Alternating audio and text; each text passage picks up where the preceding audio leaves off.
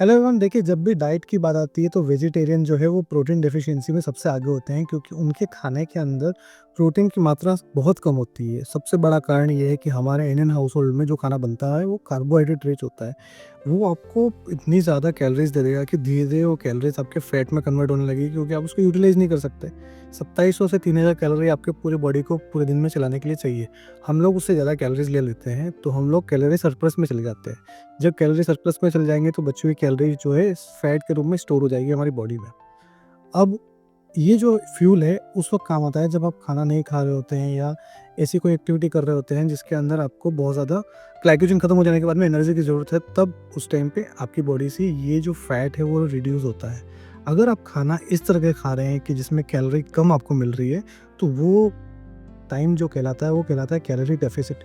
इस टाइम में आप जो है कम कैलोरीज ले रहे हो तो बची हुई कैलोरी जो स्टोर हुई है फैट के रूप में वो धीरे-धीरे खर्च हो रही होती है। तो ये सिंपल सा कॉन्सेप्ट है, आप अपनी बॉडी को, अपने जो वेट को कैसे भी ऊपर-नीचे कर सकते हो, कभी भी कर सकते हो। सिंपल सा है, आपकी डाइट को कंट्रोल करके। डाइट को कंट्रोल करने के लिए आपको अपने खाने में ध्यान देना होगा कि आप किस तरह की चीज़ें खा रहे हैं। प्रोटीन रिच डाइट आपको लेनी है, बैलेंस डाइट आपको लेनी है। हमारे खाने में अभी जो रिसेंटली हमारे इंडियन हाउस होल्ड में खाना बनता है वो most of the time carbohydrate rich होती है, जिसमें कार्बोहाइड्रेट बहुत ज़्यादा होता है और फैटी ऑयल होता है बहुत ज़्यादा। तो इस तरह का ऑयली और कार्बोहाइड्रेट रिच फूड खाने से आप धीरे-धीरे थोड़े टाइम में स्किनी फैटी बनते जाएँगे, यानी कि आपकी बॉडी में मसल कम हो जाएगी लेकिन अपने आस-पास के बेली के अराउंड जो है काफ़ी फैट आ जाएगा।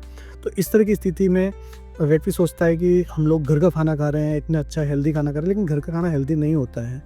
मोस्ट ऑफ द टाइम आप देखेंगे इंडियन हाउस होल्ड्स में घर का खाना जो है वो ऑयली और रिच कार्बोहाइड्रेट में होता है। इससे आपके बेली के अराउंड फैट जमता है और ओवरऑल आपके जो है मसल ग्रोथ आपकी जो है रुक जाती है। इसके लिए आप क्या कर सकते हैं, वेजिटेरियंस जो है वो आप सप्लीमेंट ले सकते हैं। सप्लीमेंट, प्रोटीन सप्लीमेंट, ये क्या करेगा, आपको अलग से एक्स्ट्रा फ्यूल देगा, प्रोटीन देगा जो आपको खाने में नहीं मिल रहा है। उसके लिए अलग अलग ब्रांड्स हैं ओवरऑल मार्केट के अंदर, आपको खुद रिसर्च करनी होगी। मैं खुद रिसर्च करके बैठा हूँ और मैंने बहुत अच्छे ब्रांड जो है यूज़ कर रखे हैं।